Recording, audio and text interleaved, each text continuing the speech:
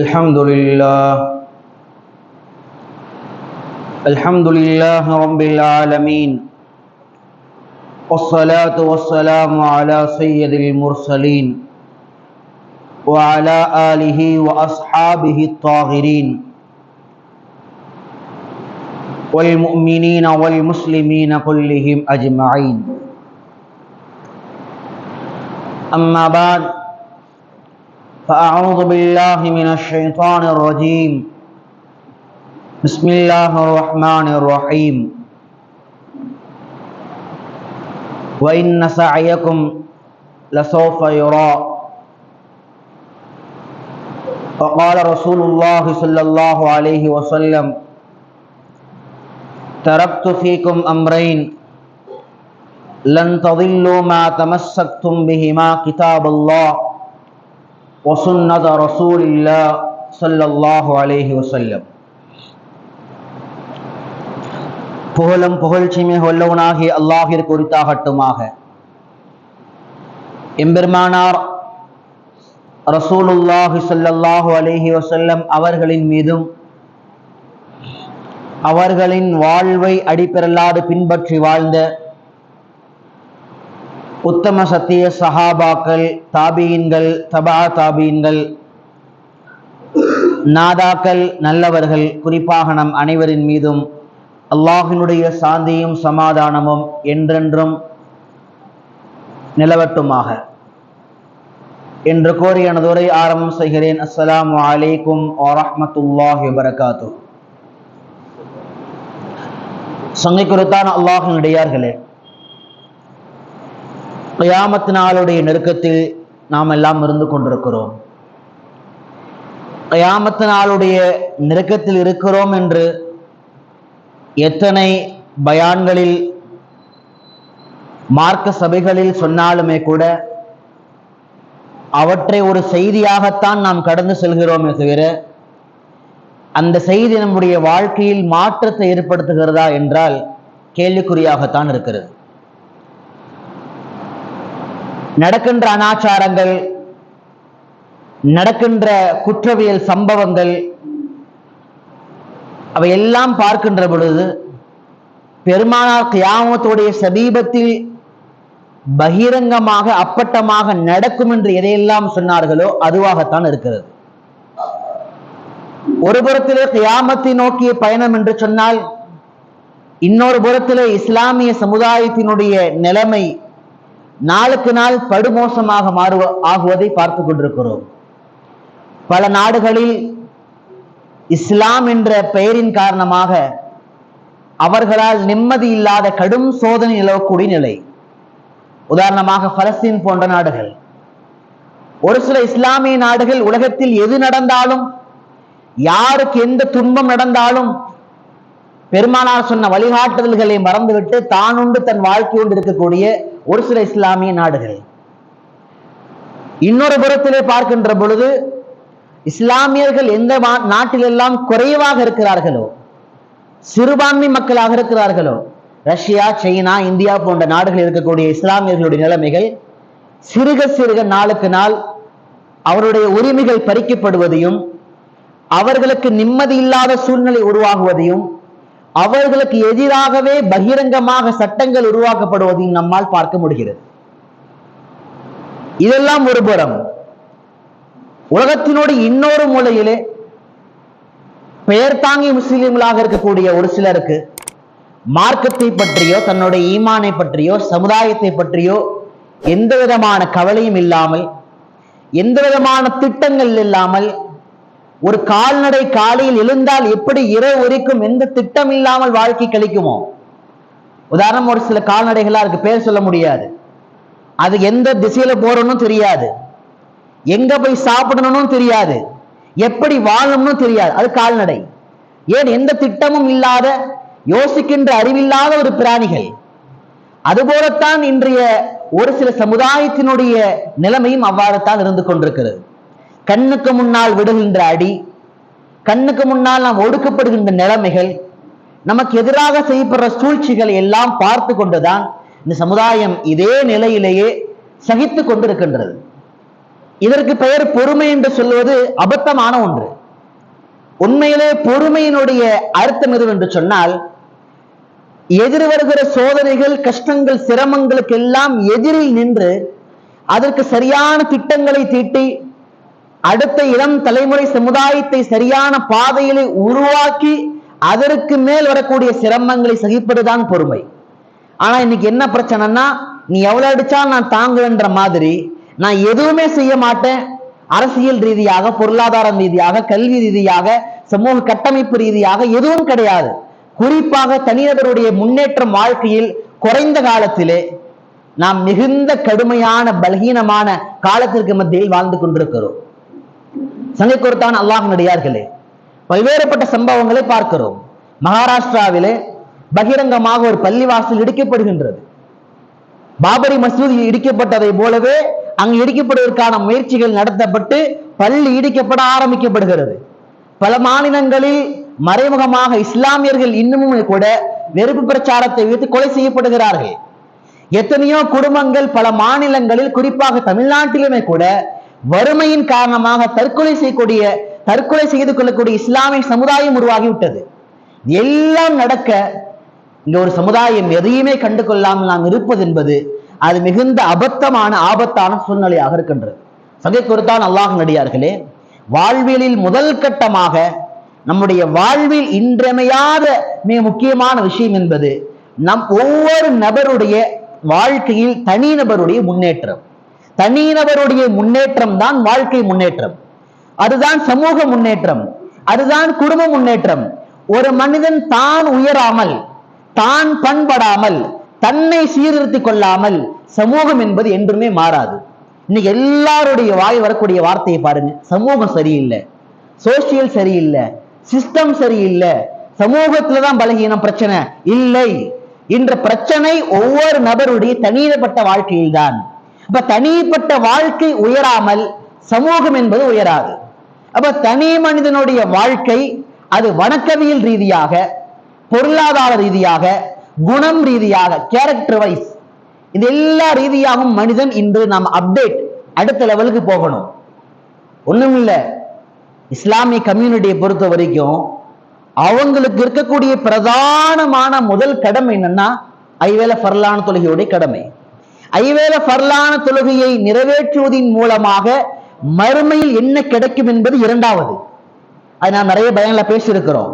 ஆனால் ஒரு மனிதன், ஒரு முஸ்லிமான ஆண், ஒரு முஸ்லிமான பெண் ஐவேளை ஃபர்லான தொழுகையை நிறைவேற்றுவதன் மூலமாக உலகத்தில் அவன் சம்பாதிக்கின்ற பயன்களை நாம் அறிந்திருக்கிறோமா? குர்ஆன் சொல்கிறது, அவன் ஐவேளை ஃபர்லான தொழுகையை உடையவனாக மாறிவிட்டால் அந்த தொழுகை அவனை ஆபாசத்தை விட்டும் பாதுகாக்கும், அவனுடைய குணங்களை பாதுகாக்கும், அவன் லட்சியத்திலே அவனை சரியாக போட வைக்கும். இன்னும் சொல்ல போனா ஹதீஸ்களுடைய வழிகாட்டுதல் படி வாழ்வியலில் அத்துணை விஷயங்களிலும் அவனுக்கு அபிவிருத்தி ஏற்படுத்தி தரப்படுகின்றது. அபிவிருத்தி என்ற வார்த்தை ரொம்ப முக்கியமானது. பரக்கத், நேரத்தில் அபிவிருத்தி, திறமையில அபிவிருத்தி, பொருளாதாரத்தில் அபிவிருத்தி. எவ்வளவு சம்பாதிக்கிறோம் என்பது முக்கியமல்ல, ஒருவன் எவ்வளவு சம்பாதிக்கிறான் என்பதை பொறுத்து அவன் திறமையானவனா இல்லையா என்பது முடிவு செய்யப்படாது. அவன் சம்பாதித்த பணத்தை திட்டமிட்டு சரியாக செலவு செய்த பிறகு மாதம் முடிகின்ற பொழுது, வருடம் முடிகின்ற பொழுது திட்டமிட்ட வாழ்க்கையில் அவன் எதை சேமிக்கிறான் என்பதை வைத்துத்தான் அவன் வாழ்க்கை முடிவு செய்யப்படுகின்றது. அப்படி இருக்கின்ற பொழுது அந்த வாழ்க்கையில் அவன் செலவுகள் குறைந்து அவன் வருமானம் அவனுக்கு நிரப்பமாக தெரிய வேண்டும் என்றால் வாழ்க்கையில் பரக்கத் என்பது கட்டாயம். அந்த பரக்கத் இருக்கின்றதா? திறமையில் பரக்கத் இருக்கின்றதா? நேரத்திலே பரக்கத் இருக்கின்றதா? பொருளாதாரத்திலே பரக்கத் இருக்கின்றதா? அப்ப பரக்கத் என்ற அபிவிருத்தியுடைய வார்த்தை எங்கு உருவாகிறது என்று சொன்னால் ஐவேளை ஃபர்லான தொழுகையில் தான் உருவாகின்றது. அதனால தான் எந்த சமுதாயம் ஐவேளை ஃபர்லான தொழுகை கையில் எடுத்ததோ, அதை பேடுதலாக நிறைவேற்றினார்களோ, அந்த சமுதாயத்தினுடைய நிலை தானாக மாறி இருக்கின்றது. அப்ப நம்ம முதல்ல ஒவ்வொரு மனிதனுடைய தனிப்பட்ட வாழ்க்கையில் முன்னேற்றத்தில் அடிப்படையான விஷயம் ஈமானை உணர்வும் ஐவேளை ஃபர்லான தொழுகையும். அதை கொண்டு வந்து விட்டாலே படிக்கக்கூடிய பிள்ளைகளின் படிப்பு அந்த தரம் உயர்ந்து விடும், அவர்கள் ஞாபக சக்தி உயர்ந்து விடும், வியாபாரம் செய்யக்கூடிய மக்களின் வருமானம் உயர்ந்து விடும், வீட்டினுடைய பிரச்சனைகள் குறைந்துவிடும்.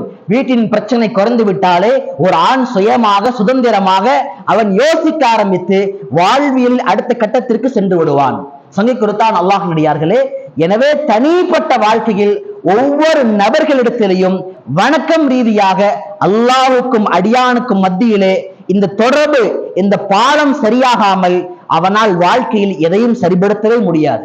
ஒரு மனிதன் அல்லாஹ்வுடனான தொடர்பின் பாலம் இந்த ஐவேளை ஃபர்லான தொழுகையின் மூலமாக அதை சரிபடுத்தவில்லை என்றால் அவனுக்கும் மனைவிக்குமான தொடர்பு சரியாக இருக்காது, அவனுக்கும் பிள்ளைகளுக்குமான தொடர்பு சரியாக இருக்காது, அவனுக்கும் பெற்றோருக்குமான தொடர்பு சரியாக இருக்காது, மகல்லாவுடைய சகோதரர்களுக்கு மத்தியில தொடர்பு சரியாக இருக்காது. இன்னும் சொல்ல போனால் வாழ்க்கையில் நாம் எந்த பயணத்தை இலக்கை நாம் நோக்கி உயர வேண்டுமோ அதை நம்மால் உயர்த்தி பிடிக்க முடியாது. ஏனென்று சொன்னால் அல்லாஹ் குர்ஆனிலே ஒரு வார்த்தை ஒன்று சொல்வான், மன் அமில சாலிஹம் மின் தக்கரின் அவ் உன்சா வஹுவ முஃமினுன் ஃபலனுஹ்யின்னஹு ஹயாத்தன் தய்யிபா.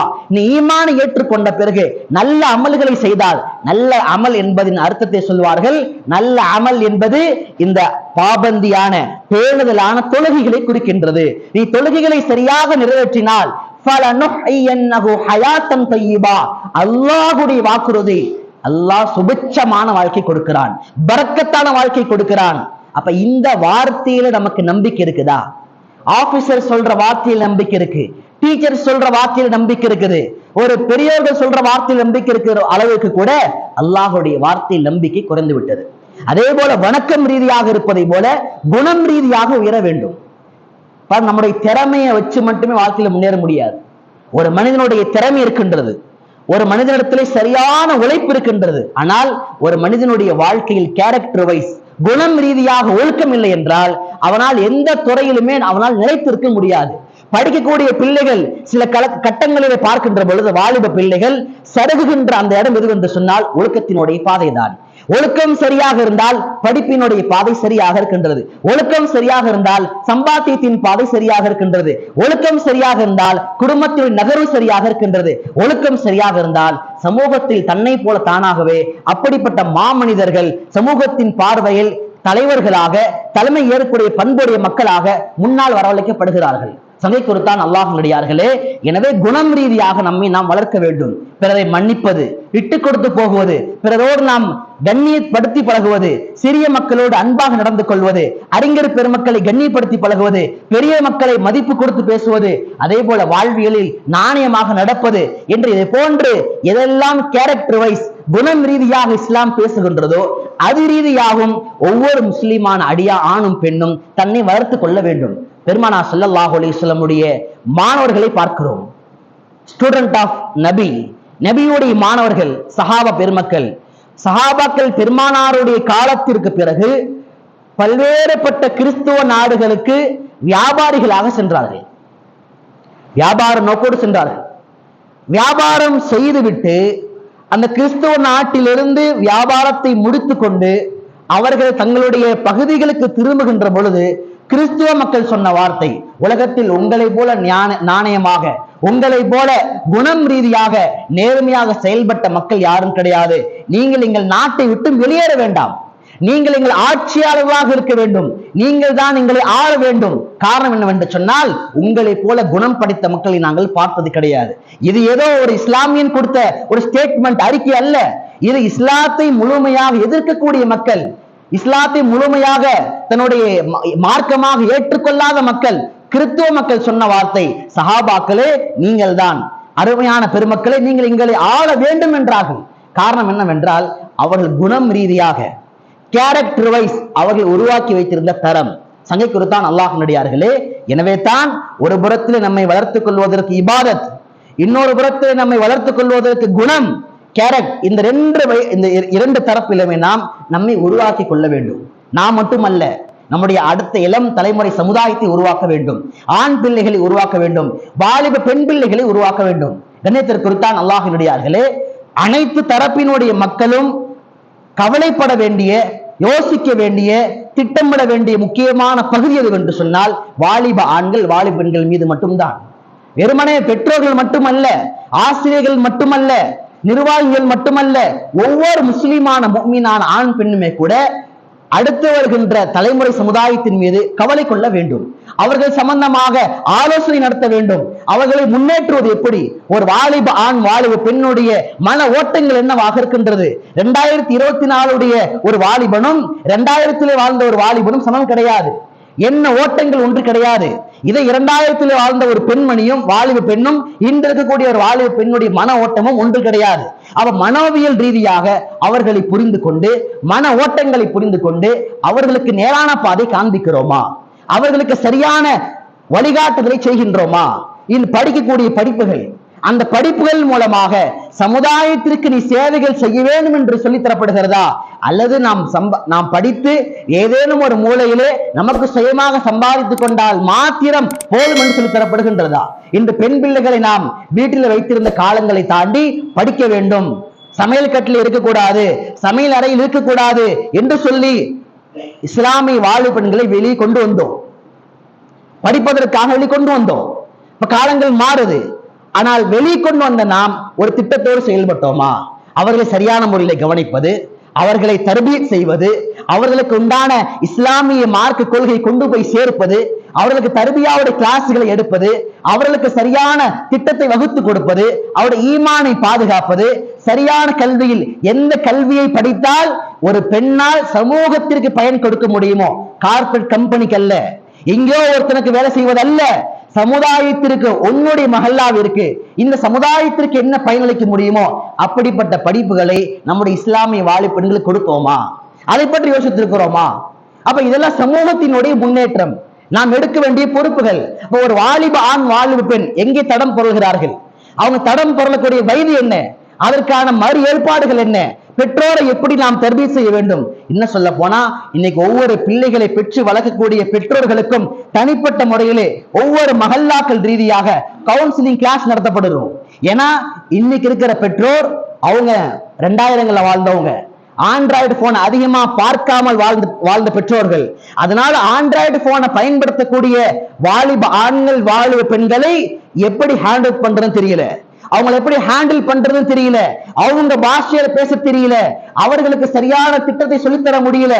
முன்னாடி இருந்த காலங்களை விட இன்று படிப்பதற்கான எத்தனையோ வசதிகள், சாதனங்கள் இணையதளங்கள் மூலமாக நேரடியாக மறைமுகமாக எவ்வளவோ அதிகமாகிவிட்டது. ஆனால் யோசித்து பாருங்கள், கடந்த 10 வருடத்திற்கு முன்பாக இருந்த அந்த ஒழுக்கவியல் ரீதியான படிப்புகளை போன்று இன்று படிப்புகள் கிடையாது. படிக்கின்ற பொழுது தடம் புரண்டு அல்லாஹ் பாதுகாக்க வேண்டும், ஏதோ ஒரு பாதையிலே வாழ்க்கை இருட்டாக்குகின்ற பாதையில் சென்று விடுகிறார்கள். அப்ப அவர்களுக்கான திட்டம் நம்ம இடத்துல என்ன இருக்கின்றது? சமுதாயத்திலே ஒவ்வொரு நபர்களும் யோசிக்க வேண்டிய கேள்வி. அப்ப வெறுமனே படிப்பு மாத்திரம் அவர்களை உயர்த்தாது. வாலிப ஆணை வாலிப பெண்ணை படிப்பு மாத்திரம் நிச்சயமாக உயர்த்தாது. அவர்கள் செய்கின்ற முயற்சி, அவர்கள் செய்கின்ற திறமை, இந்த இரண்டோர் சேர்த்து அவர்களிடத்தில் என்ன ஒழுக்கம் இருக்கின்றது, கேரக்டர் என்ன இருக்கின்றது என்பதை பொறுத்துதான் அவர்கள் வாழ்வை பிரகாசமாக அமைகின்றதா அது இருட்டாக அமைகின்றதா என்பது இருக்கின்றது. சொகை குறித்தான் அல்லாஹ்வுடையார்களே. எனவே தனி மனிதனுடைய ஒழுக்கம், அதே போல இரண்டாவது கடமையாக ஒரு வாலிப ஆண் வாலிப பெண்ணை சார்ந்து இந்த சமுதாயத்தை நாம் எப்படி உருவாக்க போகிறோம்? சங்கை குறித்தான் அல்லாஹ்வுடையார்களே. இன்னும் ஒரு 30 வருடங்கள் தாண்டி விட்டால் இன்று நாம் யாரை சிறுபிள்ளைகளாக பார்க்கிறோமோ, இன்று நாம் யாரை வாலிபர்கள் என்று ஒதுக்கி வைக்கிறோமோ, யாரை நாம் குற்றம் சாட்டுகிறோமோ, யாரை பற்றி நாம் அவர்களை விமர்சனம் செய்கிறோமோ, அடுத்த 20 ஆண்டுகளில் அவர்கள் தான் சமூகத்தினுடைய தலைவர்கள். அப்ப உங்களுடைய சமுதாயத்தினுடைய அடுத்த கட்ட தலைவர்கள் எப்படி இருக்கிறார்கள், அடுத்த பெற்றோர்கள் என்னவாக உருவாக போகிறார்கள் என்பதை நாம் கவனிக்க வேண்டும். அதற்காகத்தான் ஒவ்வொரு மஹல்லாக்களிலும் எல்லா இடங்களிலுமே இது சம்பந்தமாக முக்கியமான கவலைகளை கொள்ள வேண்டும். அதே போல இது எல்லாவற்றையும் தாண்டி நாம் நம்முடைய சமுதாயத்திற்கு இன்னும் பெற நிறைய விஷயங்களை ஒண்ணும் இல்லை. சமீபத்துல கூட ஒரு சென்னையில ஒரு பெரிய ஸ்டாஃப் பேசிட்டு இருக்கும் போது சொல்றாரு, சிறுபான்மை மக்களுக்கு மட்டும் 100கணக்கான ஸ்காலர்ஷிப் திட்டங்கள் இருக்குது. 100கணக்கான திட்டங்கள். என்ன சொல்ல போனா ஒரு இஸ்லாமியன் ஒரு முஸ்லிமான ஆணோ பெண்ணோ, அதுவும் முதல்நிலை பட்டதாரியாக இருப்பார்கள். ஏனால் அவங்க நினைச்சாங்கன்னா ஸ்கூல் முதல் காலேஜ் முடிக்கிற வரைக்குமே ஸ்காலர்ஷிப்பை பயன்படுத்தி படிக்க முடியும். அந்த அளவுக்கு எத்தனையோ ஸ்கீம் இருக்குது. அந்த ஸ்கீம்ல நாம் இந்த சமுதாயத்தை கொண்டு சேர்த்திருக்கிறோமா?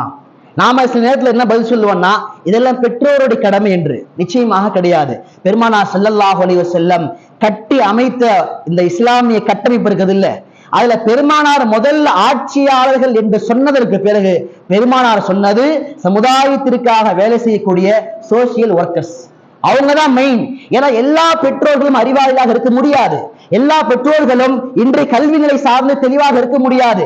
எல்லா பெற்றோர்களும் இந்த பிசினஸ் தொழில் சார்ந்த அறிவாளியாக இருக்க முடியாது. அப்ப அவர்களுக்கு தெரியாத ஒன்றை அடுத்து வருகின்ற சமுதாயத்திற்கு சொல்லித்தரக்கூடிய மக்கள் இங்கே உருவாகினார்கள். இப்ப எத்தனையோ ஸ்கீம் இன்னைக்கு தெரிய மாட்டேங்குது, அந்த பேச்சு இங்க வர மாட்டேங்குது. அப்ப அதையெல்லாம் தாண்டி இந்த சமுதாயத்தை வளர்த்தெடுக்க வேண்டிய கடமை இருக்கிறது. ஒண்ணும் இல்லை, ஒரு சமுதாயத்தினுடைய அறிவு வளருவது ஸ்கூல்ல படிக்கிற புத்தகத்தினால கிடையாது.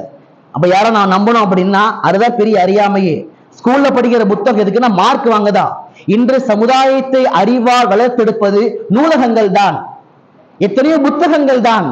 எந்த மகல்லாக்கள் ஒரு அறிஞர் எழுதி வைத்ததை போல எந்த ஊரை கடக்கின்ற பொழுது நான் நூலகத்தை பார்க்கிறேனோ அந்த ஊரை நான் அறிவாளிகளாக மதிக்கிறேன் என்று சொன்னார். காரணம் என்னவென்று சொன்னால், ஒரு நூலகம் இருந்தால் படிக்க வேண்டும் என்ற ஆசை பிறக்கும், படிக்க வேண்டும் என்ற தேட்டம் பிறக்கும். ஏன்னா எல்லார் வீட்லயும் நூலகம் கட்ட முடியாது. அதனாலதான் ஒவ்வொரு ஊர்களுக்கு மத்திய நூலகம் உருவாக்கப்பட்டது. அந்த நூலகங்கள் தான், அந்த புத்தகங்கள் தான் இந்த சமுதாயத்தை இந்த ஆண்ட்ராய்டு போனுடைய பிடியிலிருந்து விலக்கி அவர்களை அறிவாளிகளாக மாற்றக்கூடும். நீங்க ஒண்ணும் இல்ல, இன்னைக்கு வளரக்கூடிய பிள்ளைகள், வளரக்கூடிய வாலிப ஆண்கள் பெண்கள் எல்லாம் சர்டிபிகேட் வாங்கிடுறாங்க. தனிப்பட்ட முறையில் அவர்களை சந்தித்து அவரிடத்துல அவங்க படிப்பு சார்ந்த எக்ஸ்ட்ரா ஸ்கில்ஸ், அதிகப்படியான சுயத்திறன் மேம்பாடு என்ன இருக்குது என்று கேட்டால் பதில்கள் கிடையாது. ஒரு டைப் ரைட்டிங், ஒரு ஸ்போக்கன் இங்கிலீஷ், ஒரு ஸ்போக்கன் அரபிக், அல்ல இது போன்ற எத்தனையோ திறமைகள், ஒண்ணுமில்ல கம்யூனிகேஷன். ஒரு 10 பேருக்கு முன்னால் நான் எப்படி பேச வேண்டும் என்பது கூட இன்றைய சமுதாயத்திற்கு தெரியாமல் இருக்கின்றது. நாம் கடந்து விட்டு போகிறோம். இது போல பேசுவதற்கு நூற்றுக்கணக்கான சமுதாயத்தில் நாம் கட்டமைப்பை ஏற்படுத்த வேண்டிய நூற்றுக்கணக்கான விஷயங்களை நாம் இன்னும் மீதமாக வைத்திருக்கிறோம். நாம் அதில் ஆரம்ப படியில் கூட இன்றைய மஹல்லாக்கள் அதில் இன்னும் முயற்சிகள் செய்யவில்லை. காலங்கள் இப்படி கிடக்காது. நீங்க எத்தனையோ கம்யூனிட்டி பாத்தீங்க அப்படின்னா அவன் கம்யூனிட்டி உயர்த்துவதற்காக வேண்டி வருஷம் பொருளாதாரத்தை வசூல் பண்ணி அவங்க கோயிலுடைய பேர்ல, அவங்களுடைய குலசாமியுடைய பேர்ல, அவங்களுடைய ஜாதியினுடைய பேர்கள்ல இடங்களை வாங்கி குமிக்கிறான். ஏன்? இடங்கள் தான் உன்னுடைய அதிகாரம். இடம் இல்லை என்றால் உன் அதிகாரம் கிடையாது. எம்எல்ஏ எம்பி இருக்கு, அது அதிகாரம் இல்லை. படிப்பாளிகளை உருவாக்க அதிகாரம் அல்ல. ஒரு சமுதாயம் எவ்வளவு இடங்களை வைத்திருக்கின்றது, சொந்தமான நிலங்களை எவ்வளவு வைத்திருக்கிறது என்பதை பொறுத்துதான் அந்த சமுதாயத்தினுடைய அதிகாரம் முடிவு செய்யப்படும். அப்ப நீங்க இடங்களை உருவாக்குறோமா? இந்த எத்தனையோ மஸ்ஜிதுகளுக்கு அறிவுறுத்தப்படுகிறது, நீங்கள் உங்களுடைய பைத்துல் மால்களிலே இடங்களை உருவாக்குங்கள், அந்த இடங்களை முஸ்லிம்களுக்கு மட்டுமே விற்பனை செய்யுங்கள். இது போலத்தான் இந்தியாவில் நாம் அதிகாரத்தை நம்மால் மையப்படுத்த முடியும். அதே போல எத்தனையோ மஸ்ஜிதுகள் மூலமாக செய்ய வேண்டிய நூற்றுக்கணக்கான விஷயங்கள் இருக்கின்றது. அதாவது அறிஞர் பெருமக்கள் அழகாக எழுதுவார், ஒரு மஸ்ஜித் என்பது, ஒரு மஸ்ஜித் நிர்வாகம் என்பது ஒரு அரசாட்சிக்கு சமமானது. ஒரு அரசாட்சியால் எதையெல்லாம் செய்ய முடியுமோ அதையெல்லாம் ஒரு மஸ்ஜிதால் செய்ய முடியும், ஒரு நிர்வாகத்தால் செய்ய முடியும், ஒரு ஜமாத்தால் செய்ய முடியும். அதனால தான் எந்த சமுதாயத்திலும் இல்லாத ஒரு அழகான ஒரு அடிப்படை மஹல்லா என்ற கட்டமைப்பை உள்ளடக்கிய ஒரே ஒரு சமுதாயம் இஸ்லாமிய சமுதாயம் மட்டும்தான். சங்கை கொடுத்தான் அல்லாஹ் நடிகார்களே. சமீபத்திலே கூட ஈரோட்டுக்கு அருகிலே ஒரு பெண்மணி, ஒரு ஏழ்மை நிறைந்த பெண்மணி, அந்த பெண்மணிக்கு 2 பெண் குழந்தைகள், வளர்ந்து வயசுக்கு வருகிற அல்லது வயசுக்கு வந்த பெண் குழந்தைகள் 2 பேர், மொத்தம் 3 பேர். அந்த தாயார் அந்த 2 பெண்மணிகளையும் அந்த 2 குழந்தைகளையும் கொலை செய்துவிட்டு தானும் தற்கொலை செய்கிறார்கள். இஸ்லாமிய பெண்கள், ஒரு மஹல்லாவில் வாழக்கூடிய பெண்கள். ஏன், என்ன காரணம் தெரியுமா? அந்த மஹல்லாக்கள் அவர்கள் கைவிட்டதுதான் காரணம். அதுதான் முதல் பிரச்சனை. அப்ப என்னன்னா, நாம நம்மளை தாண்டி அவங்க வாழ்க்கை அவங்க பார்த்துக்கிட்டுமே, நாம யோசிக்கணும். இந்த சிந்தனை நான் தொடர்ந்து ஆரம்பத்தில் சொல்வதை போல இது இஸ்லாமிய சிந்தனை கிடையாது. என் குடும்பம், நான் என்னை மாத்திரமே யோசிப்பேன் என்பது நிச்சயமாக இஸ்லாமிய சிந்தனை கிடையாது. அது முழுக்க முழுக்க யகூதி நசாராவுடைய சிந்தனை. என்னை தாண்டி மஹல்லா, என்னை தாண்டி சகோதர சகோதரிகள், முஸ்லிமான மக்களையும் நான் சேர்த்து நான் கவனிப்பேனையானால், அவர்களுக்காக நான் யோசிப்பேனையானால், அப்பொழுதுதான் பாதுகும் அவுலியா உபாத், அல்லாஹ் குர்ஆனிலே சொல்வதை போல முஃமினான அடியானுடைய பண்பை நாம் உருவாக்கி கொள்கிறோம். அப்ப தற்கொலை ஏன் நடக்குது? அவங்க ஏழ்மையா இருக்கிறாங்க. ஏழ்மையா இருந்தாங்க, அந்த ஏழ்மையை போக்குவதற்கோ அல்லது ஏழ்மைக்கு ஏற்ற ஒரு அந்த பசியை ஆற்றுவதற்கான ஒரு ஏற்பாட்டையோ இந்த சமுதாயம் செய்வது கிடையாது. அப்போ ஒரு மஹல்லா இருக்கின்ற பொழுது மஹல்லாவுடைய ஏழைகள் எத்தனை பேர், அனாதைகள் எத்தனை பேர், படிக்க முடியாமல் டிராப் அவுட் ஆகிற பிள்ளைங்க எத்தனை பேர். சமீபத்தில் ஒரு காவல் நிலையத்திற்கு சென்று ஒரு சில விஷயங்களை அந்த காவல் ஆய்வாளரோட பேசும் பொழுது அவர் வார்த்தை சொல்றாரு, அதிகமான குற்றம் செய்யக்கூடிய சம்பவங்கள் யாரை கொண்டு உருவாகுது அப்படின்னா, யார் ஸ்கூல் படிக்கின்ற காலத்துல ஸ்கூலை விட்டு நின்றுறாங்க, ஏழ்மையின் காரணமா காலேஜ் போக முடியாம நின்றுறாங்க, அந்த பிள்ளைகளை தான் இந்த போதையினுடைய கும்பல் குறிவைத்து தூக்குகிறார்கள் என்று சொல்கிறார்கள். அப்ப சமுதாயத்தை நம்ம எங்க கவனிக்கிறோமா? நம்முடைய மஹல்லாக்களில் இது எதோ நான் இந்த மஹல்லாவுக்கு மட்டும் சொல்லல, இதை எல்லாம் பார்க்கக்கூடிய எந்த வரை போய் சேருகிறதோ அந்த ஒவ்வொரு மஹல்லாக்களிலும் நாம் முழுமையாக ஒரு ஆணையோ ஒரு பெண்ணையோ சரியாக படிக்க வைக்கிறோமா? வாலிப ஆணை சரியான முறையிலே அவன் கல்வி சார்ந்து அவனுடைய கல்லூரி சார்ந்து சரியான வழிகாட்டுதல் செய்கின்றோமா? இது முக்கியமான பணிகள். அதே போலத்தான் அவர்களுக்கு மார்க்க கல்வி ரீதியாக கொடுக்க வேண்டிய ஒழுக்கங்கள். மார்க்க கல்வி நீங்கள் கொடுக்கவில்லை என்றால் அதே பிள்ளைகள் ஒரு நாள் பெற்றோரின் கழுத்தை பிடிப்பார்கள். நீங்கள் 50 லட்சம் கட்டி அந்த பிள்ளைகளை படிக்க வைத்திருந்தாலும் சரி. ஏனென்றால் ஒழுக்கம் இல்லாமல், தனிநபருடைய ஒழுக்கம் இல்லாமல் கொடுக்கப்படுகின்ற கல்வி அது கல்வி அல்ல, அவர்களுக்கான விஷம். தனிநபருடைய கல்வி ஒழுக்கம் என்பது அது வெறுமனே மார்க்க கல்வியில் மாத்திரம்தான் கொடுக்கப்பட்டிருக்கிறது. சங்கை குறித்தான் அல்லாஹ் நடிகார்களே. எனவே மஸ்ஜிதுகளின் பலத்தை நாம் உணர வேண்டும். நாம் அடிக்கடி சொல்வது உண்டு, மஸ்ஜிதுகளை கட்ட வேண்டும், மஸ்ஜிதுகளை உருவாக்க வேண்டும், நம்முடைய மஸ்ஜிதுகளை புறம் நிர்மாணம் செய்ய வேண்டும். நம்முடைய மஹல்லா ஒரு தாய் மஹல்லாவாக இருக்கின்றது. நம்மை சுற்றி எத்தனையோ சிறு சிறு மஹல்லாக்கள் கூட பள்ளிகளை கட்ட ஆரம்பித்து விட்டார்கள். நாம் அந்த முயற்சியை செய்ய வேண்டும் என்று சொல்வதன் அடிப்படை காரணம் என்றால் வெறுமனை பள்ளி மாத்திரம் கிடையாது, நிச்சயமாக கிடையாது. பள்ளி என்பது அது வெறுமனே தொழுவதற்கு மாத்திரம் அல்ல, ஒவ்வொரு வாலிப ஆணும் பெண்ணும் கல்வி கற்பதற்கான இடம், தர்பியா கிளாஸ் நடத்துவதற்கான இடம், நூலகங்களை உருவாக்குவதற்கான இடம், நாம் கவுன்சிலிங் கிளாஸ் உருவாக்குவதற்கான இடம், அனைத்து பிரச்சனைகளையும் சமரசம் செய்வதற்கான இடம், அரசாங்கத்தினுடைய திட்டங்களை விநியோகம் செய்வதற்கான இடம். இன்னும் சொல்ல போனால் எல்லா விதத்திலும் சமுதாயத்திற்கு சேர வேண்டிய அத்துணை சேவைகளும் இந்த மஸ்ஜிதுகள் மூலமாகத்தான் வெளியே போக வேண்டும். அதைத்தான் அறிஞர் அழகாக சொன்னார், ஒரு மஸ்ஜிதின் நிர்வாகம் என்பது அது அரசாட்சிக்கு சமமானது. ஒரு நாட்டின் அரசாங்கம் சமுதாயத்திற்கு என்னவெல்லாம் செய்ய முடியுமோ அதையெல்லாம் இந்த இஸ்லாமிய சமுதாயம் ஒரு காலத்தில் மஸ்ஜிதுகள் மூலமாக செய்து கொண்டு தான் இருந்தது. சதை குறித்தான் அல்லாஹ் நடிகார்களே. எனவே அந்த அடிப்படையில் உருவாக்கப்பட்டதுதான் மஸ்ஜிதுகள், மஹல்லாக்கள், சங்கங்கள், கூட்டமைப்புகள். இதுவெல்லாம் அதன் பாதையில் உருவாக்கப்பட்டதுதான். எங்கோ ஒரு பலகீனம், ஏதோ ஒரு பிரச்சனை, ஏதோ ஒரு அடிப்படையிலே நாம் நமக்கான அடிப்படையை மறந்துவிட்டு நாம் எங்கோ பயணிக்கிறோம். எங்கேயோ வெளியில ஒரு புறத்திலே நம்முடைய கழுத்தை சீவ வேண்டும், இஸ்லாமிய இந்தியாவை விட்டு தொடக்க வேண்டும் என்று பேசிக் கொண்டிருந்தவர்கள் ரோட்டிலிருந்து சங்கிகள். ஒரு காலத்துல யார் தெருவுல போற எவனாவது உருப்படாத 4 சங்கிங்க பேசுவானுங்க, இஸ்லாமியர்களை தொடக்கணும், ஒண்ணுமில்லாம ஆக்கணும், அவனை காலி பண்ண வைக்கணும்னு. ஆனால் இந்த நாடாளுமன்றத்திலே அதே போல கூட்டங்களிலே யாரு நாடாளுமன்ற உறுப்பினராக தேர்ந்தெடுக்கப்பட்டார்களோ அவர்களுடைய வாயில் வர ஆரம்பித்து விட்டது, இஸ்லாமியர்களை தொடை தெரிய வேண்டும், இஸ்லாமியர்கள் எண்ணிக்கையை குறைக்க வேண்டும், இஸ்லாமிய அதிகாரத்தை குறைக்க வேண்டும் என்று வந்துவிட்டது. அவர்கள் யாருமே எந்த ஜமாத் என்று பார்ப்பது கிடையாது. அகலு சுன்னத் ஜமாத்தா, பரேலவியா என்று பார்ப்பது கிடையாது. தௌஹீத் ஜமாத்தா, தொப்பி போடாதவனா தொப்பி போடாதவனா என்று பார்ப்பது கிடையாது. இந்த தெருவில் இருக்கிறவரா அந்த தெருவில் இருக்கிறவரா என்று பார்ப்பது கிடையாது. இந்த சமுதாயத்தை சேர்ந்தவரா அந்த சமுதாயத்தை சேர்ந்தவரா என்று பார்ப்பது கிடையாது. அவர்கள் பார்க்கின்ற ஒரே பார்வை இஸ்லாமியன். அவன் ஒரு முஸ்லீம், அவன் முஸ்லீமாக இருந்து விட்டால் அவனை கருவறுக்க வேண்டும் என்று நினைக்கிறார்கள். அப்படிப்பட்ட அதிகாரத்திற்கு எதிராக, அப்படிப்பட்ட பாசிசத்திற்கு எதிராக ஒவ்வொரு மஹல்லாக்களும் என்ன ஒரு திட்டத்தை, எதிர்வினையை நாம் உருவாக்கி இருக்கிறோம். இமாம்களாக இருக்கலாம், ஆலிம் பெருமக்களாக இருக்கலாம், வாலிப சங்கங்களாக இருக்கலாம், அமைப்புகளாக இருக்கலாம், நிர்வாகிகளாக இருக்கலாம், யாராக இருந்தாலும் சமுதாயத்தில் நாம் என்ன திட்டங்களை உருவாக்கி வைத்திருக்கிறோம், என்ன திட்டங்களோடு செயல்பட போகிறோம் என்பதை யோசிக்க வேண்டிய நிச்சயமான கட்டாயமான கடமையான காலத்தில் நாம் வாழ்ந்து கொண்டிருக்கிறோம். சங்கை குறித்தான் அல்லாஹ் நடிகார்களே. உயர்ந்த திட்டங்கள் எத்தனையோ பள்ளிக்கூடங்கள் இல்ல, காலேஜுகள் இல்ல, இன்னைக்கு ஒரு கம்பெனி இல்ல, ஒரு ஹாஸ்பிட்டல் இல்ல, எதுவுமே இஸ்லாமிய கம்யூனிட்டி பேர்ல எதுவுமே இல்ல. ஒரு சீட்டுக்காக வேண்டி எத்தனையோ காலேஜில் போய் நம்மளால நிக்கிறாங்க, அனாதைகளாக நிற்கிறாங்க. ஒரு ஸ்கூல்ல சேர்க்கறதுக்காக வேண்டி, ஒரு ஹிஜாப் போட வைக்கிறதுக்காக வேண்டி, ஒரு தொழுகை ஏற்படுத்துவதற்காக வேண்டி எத்தனையோ ஸ்கூல் நம்முடைய பிள்ளைகள் அனாதையா நிற்கிறாங்க. ஒரு கம்பெனியில போய் சேர்றதுக்காக வேண்டி நம்முடைய எத்தனையோ வாலிப பிள்ளைகள் படக்கூடிய கஷ்டத்தை கண் முன்னாக பார்க்கிறோம். ஆனா கிறிஸ்டியானி சமுதாயத்தை பாருங்க, கிறிஸ்துவ சமுதாயம் எல்லாத்தையும் உருவாக்கிட்டான். அவன கம்பெனிகள், மருத்துவமனைகள், காலேஜுகள், ஸ்கூல்கள் எல்லாத்தையும் உருவாக்கி அவன் சமுதாயத்தை சேர்ந்த அத்தனை நபர்களுக்கும் 50% அவனுக்கு எல்லாமே.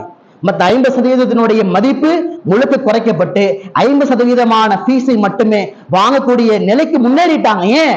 அவன் ஒவ்வொரு நாளும் தன்னுடைய கொள்கையை பரப்புவதற்கு இவன் எஜுகேஷன் இன்ஸ்டிடியூட்டை ஒரு காரணமாக பயன்படுத்துகிறான். நம்மிடத்தில் என்ன இருக்கின்றது? நாம் கட்டுகின்ற ஒரு சில நல்ல நற்கூடங்களை கூட அதையும் அரசியலாக மாற்றுகிறோம், பள்ளிவாசலை அரசியலாக மாற்றுகிறோம். இதுதான் நம்முடைய நிலைமையாக இருந்துக்கொண்டது. இன்னும் என்ன சொல்ல போனா, நம்மிடத்தில் ஒன்றும் இல்லாமல் இவ்வளவு பிரச்சனைகள். ஆனால் எத்தனை கம்யூனிட்டிகள் தனக்கு தேவையான எல்லாவற்றையும் உருவாக்கிவிட்டு தன் சமுதாயத்திற்குள்ளே சண்டை இருந்தாலுமே கூட அவர்கள் பிற சமுதாயத்திற்கு முன்பாக தலை குனிந்து போய்விடக் கூடாது என்பதில் வலுவாக இருக்கிறார்கள். தலை கொடுத்தான் அல்லாஹ் நடிகார்களே. எனவே எப்பொழுது நம்முடைய தற்கால பிரச்சனைகள், அதே போல நம்முடைய லோக்கல் பிரச்சனைகள், நீ எனக்கு இவரோட சண்டை, எனக்கு அவரோட சண்டை, நான் அவர்கிட்ட பேச மாட்டேன், நான் இவர்கிட்ட பேச மாட்டேன், எனக்கு அவரோட பிரச்சனை, அந்த வருஷம் அவர் அப்படி பண்ணாரு, இவர் இப்படி பண்ணாரு, இந்த பிரச்சனைகளை நாம் பேசும் வரைக்கும் நம்முடைய எதிரியை நம்முடைய தெருவிலே நிர்ணயிக்கிறோம். 2 தெருவு தாண்டினா அவர் எதிரி, இந்த 2 தெருவு தாண்டினா இவர் எதிரி. இந்த தெருக்களை தாண்டி உண்மையான சமுதாயத்துடைய எதிரிகள் யார், அவர்களுக்கு எதிராக நம்மால் என்ன செய்ய முடியும் என்று யோசிக்காத வரைக்கும் நாம் சமுதாயம் மீண்டும் மீண்டும் மீண்டும் அடிபட்டுக் கொண்டேதான் இருக்க போகின்றோம். எனவே அந்த நிலை மாற வேண்டும், திட்டங்களை சரியாக வகுக்க வேண்டும், ஒவ்வொன்றாக நம்முடைய வாழ்க்கையில் மாற்றத்தை கொண்டு வர வேண்டும்.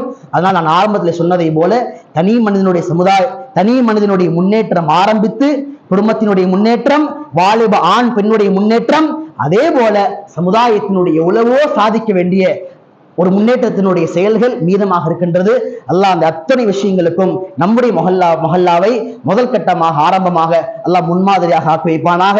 வாழ்கின்ற காலத்திலே நாம் மரணிப்பதற்குள்ளாக ஒவ்வொருத்தர் மூலமாகவும் ஏதேனும் ஒரு வகையிலே இஸ்லாத்தை உறுதிப்படுத்தும் விதமாக, இஸ்லாமிய சமுதாயத்தை வலுப்படுத்தும் விதமாக ஏதேனும் சில சேவைகளை செய்துவிட்டு மரணிக்கின்ற பாக்கியத்தை நசீபாக்குவானாக.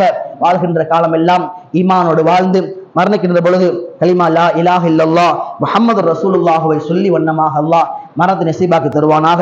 வாஹிரு தஅவானா அல்ஹம்துலில்லாஹி ரப்பில் ஆலமீன். Cool air service. எங்களிடம் ஏசி, ஃப்ரிட்ஜ், வாஷிங் மிஷின் சிறந்த முறையில் சர்வீஸ் செய்து தரப்படும். கான்டாக்ட் அய்யூப் கான் 9751827872, எருமப்பட்டி, நாமக்கல்.